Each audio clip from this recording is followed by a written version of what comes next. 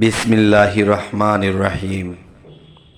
হে জগতবাসী, আজ আমি শামীম আলী চিশতি আপনাদের সামনে যে আলোচনাটি নিয়ে আসলাম, সেই আলোচনাটি হলো, আমরা সকলে যারা তরিকতের জগতে আছি তারা একটা কথা শুনে থাকি যে মহাবিশ্ব ব্রহ্মাণ্ডে যা কিছু আছে তা আছে মানব বাণ্ডে। এই কথাটি কিন্তু আমরা শুনে এসেছি, কিন্তু কখনো কি দেখেছি, কখনো কি আমরা এরকম কিছু অনুভব করেছি?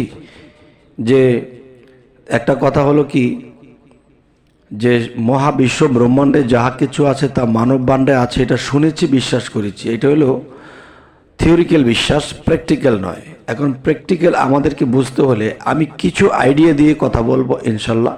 এই ইঙ্গিতে কথাগুলো যে বুঝে নেবে সেই তো জ্ঞানী। আর যদি যে বলে যে না আমরাও এরকম ইঙ্গিতে বুঝতে পারি না, তাহলে সে তো হবে গোলা পানি। পরিষ্কার করতে হলে তার মুর্শিদের কাছে শিক্ষা নিতে হবে। যেমন একটি বিষয় হলো যে মানব দেহটা 3.5 হাত যার যার হাতে, কিন্তু এই মানব দেহটি 3.5 হাত হলেও এই মহাবিশ্ব ব্রহ্মাণ্ডটা একটা মহামানব, আর আপনি আমি ক্ষুদ্র মানব। তাহলে মহামানবের হাতে এই মহাবিশ্বটাও 3.5 হাত। সুবহানাল্লাহ। তবে হে জগতবাসী, আজকের কথা হলো মহাবিশ্ব ব্রহ্মাণ্ডের ভিতরে যা আছে মানব বাণ্ডে আছে, সেটা মহামানব, আমরা ক্ষুদ্র মানব। তাহলে মহামানবের ভিতরে আটলান্টিক মহাসাগর আছে, এবং দেখা যায় যে পাহাড় আছে, চন্দ্র সূর্য আছে, গ্রহ নক্ষত্র আছে। তাহলে আমরা তো আমাদের মানব দেহের ভিতরে এগুলো দেখতে পাই না, শুধু শুনি। যা আছে মহামানবের মধ্যে, মানে যা আছে যা আছে মহাবিশ্ব ব্রহ্মাণ্ডে তা আছে মানব বাণ্ডে, এটা শুনে এলাম, দেখলাম না। তবে একটা জিনিস দেখেন, যে মহাবিশ্বটা একটা গোলাকার। এই মহাবিশ্বের ভিতরে পৃথিবী ছোট একটা জায়গা। এই ছোট একটা জায়গা, এখানে আমরা বসবাস করি, প্রাণী জগৎগুলো বসবাস করে। তাহলে সেই পৃথিবীটা ছোট একটা জায়গা, সেটি হলো বিশ্বের ভিতরে যে সাগর, সেই সাগরের মধ্যে ভাসমান অল্প কিছু জায়গার মধ্যে আমরা বসবাস করি। তাহলে এখন কথা হলো যে আটলান্টিক মহাসাগর বা বিভিন্ন সাগর আছে। যাক, এখন দেখবেন আমাদের মানব দেহের ভিতরে যে রক্ত, এখন চলছি ফিরছি খাচ্ছি, তেমন একটা রক্তর কতটুকু স্পিরিট বা কতগুলো রক্ত আছে অনুভব করতে পারছি না।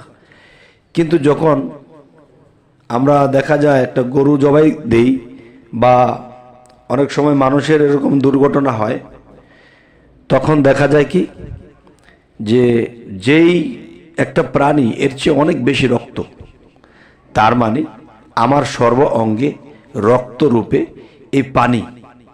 তাহলে এই পানির মধ্যেই কিন্তু আমি আছি ভেসে, এবং এই যে আমার মধ্যে শ্বাস প্রশ্বাস যাওয়া আসা করতেছে, এটা যদি না থাকে তাহলে আমার বাঁচা সম্ভব নয়।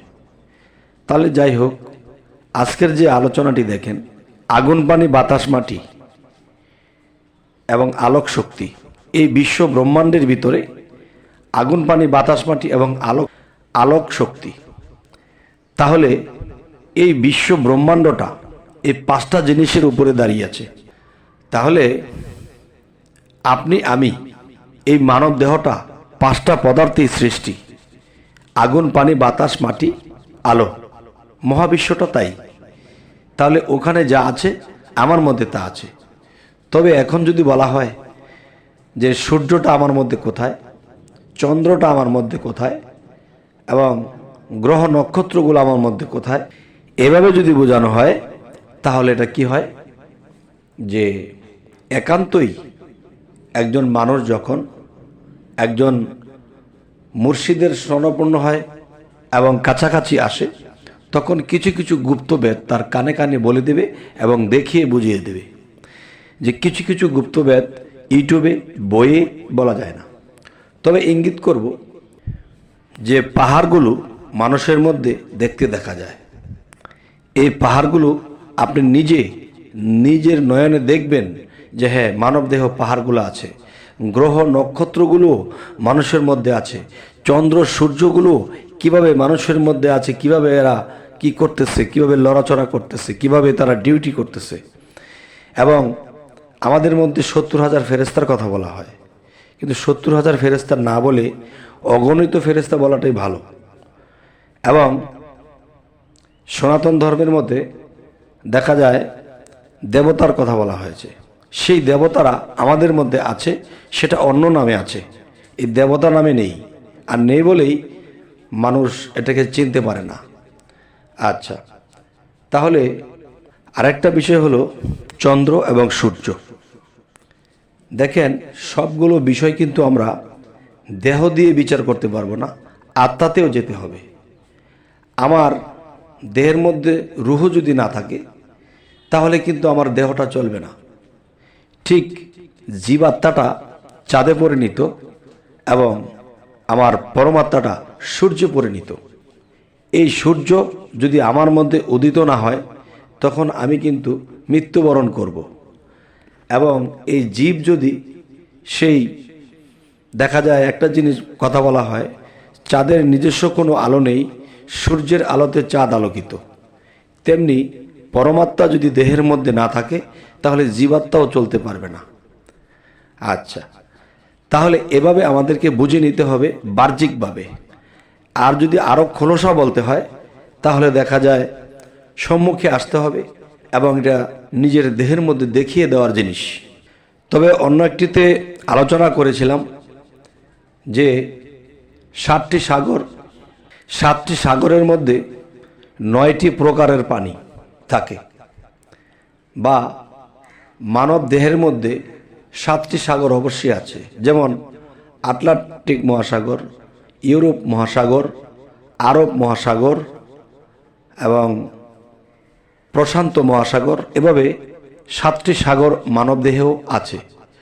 কিন্তু এই জিনিসগুলো আমরা অতটা ক্লিয়ারলি ইউটিউবে বলা যায় না, কিন্তু এই জিনিসগুলো একজন গুরু মুর্শিদের সম্মুখে এসে আলোচনার মাধ্যমে দেখে নিতে হয় এবং চিনে নিতে হয়। তবে হে জগতবাসী, যে একটা মানব দেহের থেকে 9 প্রকারের পানি প্রবাহিত হয়, সেটি আমি একটু ইঙ্গিত করব। একজন মানুষের নাকের পানির সাথে চোখের পানির সাথে মিল নেই। একজন মানুষের কানের পানির সাথে তার মুখের পানির সাথে মিল নেই। একজন মানুষের দেখা যায় যে প্রস্রাবের যে বিষয়টা, এই পানিটার সাথে দেহের অন্য একটা পানির সাথে মিল নেই। তাহলে মিল যে নেই, কেন মিল নেই? তাহলে 7টা সাগর আছে, এরকম 13টা নদী আছে।